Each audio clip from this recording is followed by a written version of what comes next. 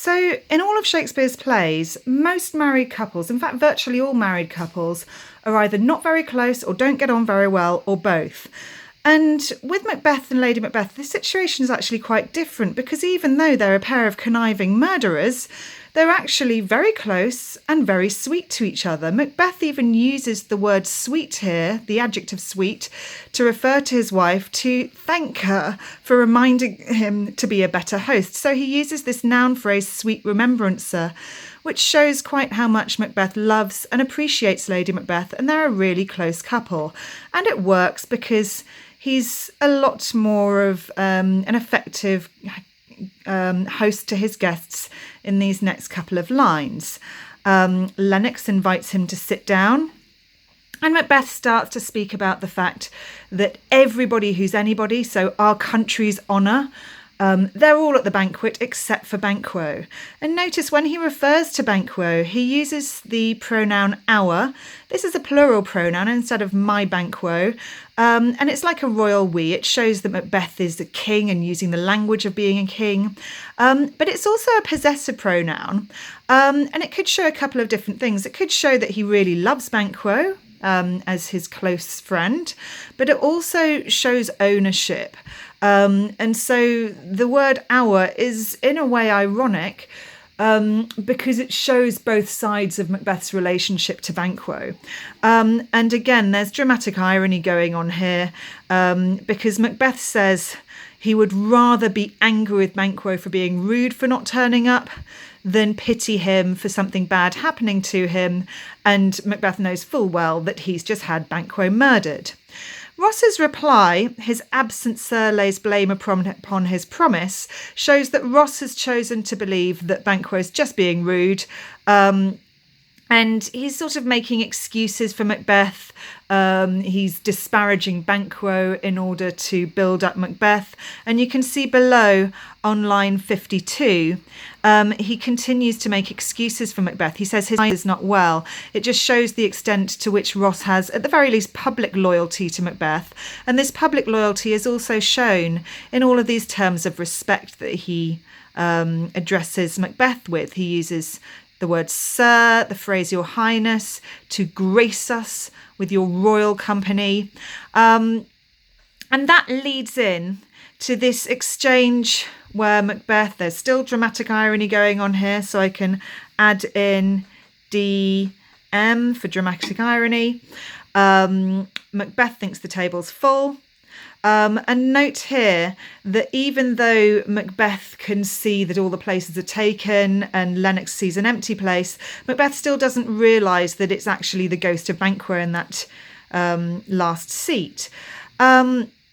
So it's only at this point where Macbeth says, which of you have done this, that Macbeth actually realises that that extra person is the ghost, well, the ghost of Banquo, yes. And notice that he says this word done. The word done comes up throughout the play. Shakespeare deliberately uses it to echo the name of King Duncan. So there's always this little reminder. It just shows the extent to which Macbeth can't get the thought out of his head that he is a murderer. And notice also that the word done means that you've committed an act, that you've done something, and that's happened in the past. Lady Macbeth in Act 3, Scene 2 says, what's done is done. When she's trying to console Macbeth, she's trying to say, well, look, it's in the past, we can't change it. But actually it also means what she says in Act 5, Scene 1 later on when she goes mad and starts washing her hands. She says, what's done cannot be undone. And so notice this little kind of Macbeth just drops this word in to remind yourself of Macbeth being a murderer who once he's done something can't change it. So the Lord say, what my good Lord, and then Macbeth almost does a bit of a public confession. Thou canst not say I did it.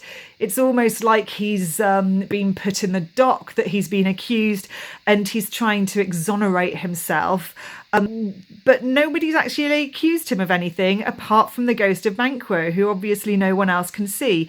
So Macbeth is almost publicly confessing his guilt here.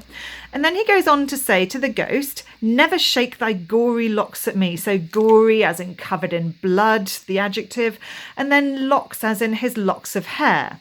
And again, this is a motif. So an image that comes up through the play, the idea of hair. For example, you already saw in Act 1, Scene 3, Macbeth says, "Why does this horrid image unfix my hair?" So he says, "Why does this horrid image unfix my hair?" when the witches first give him the suggestion that he could be king, and he first starts thinking about, well, how am I going to make this happen?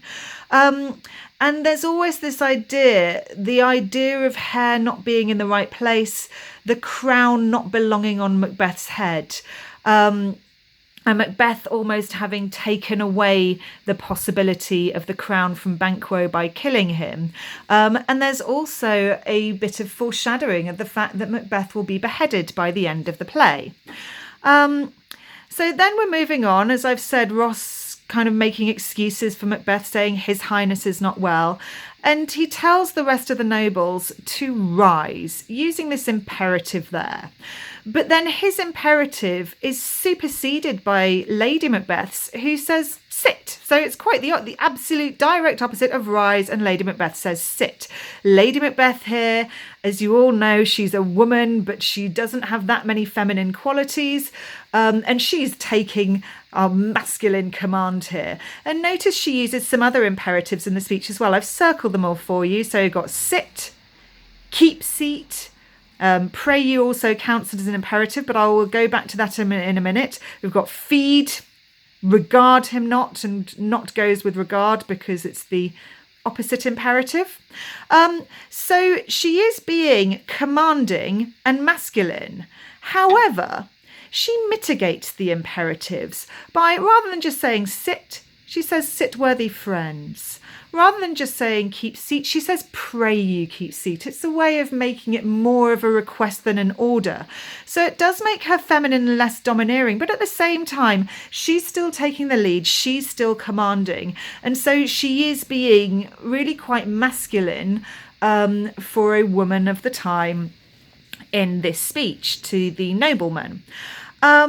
And then we can see a real contrast going on here again within Lady Macbeth, because she's saying to the lords, feed, as in get on with your food you're eating, regard him not, don't pay any attention to him. So she's putting on this public face of trying to keep the banquet, keep the party going, but then turns around to Macbeth and we can see her private self. Are you a man? And notice we've got a difference between the way Macbeth spoke to Lady Macbeth earlier, sweet remembrancer, and Lady Macbeth, this challenging his masculinity. So possibly a bit of a one-sided relationship going on there. So that's the end of page 83. Please feel free to go back and add in notes if there's anything you've missed. And please feel free to get in touch with me or your teacher if you've got any particular questions about this section. Take care.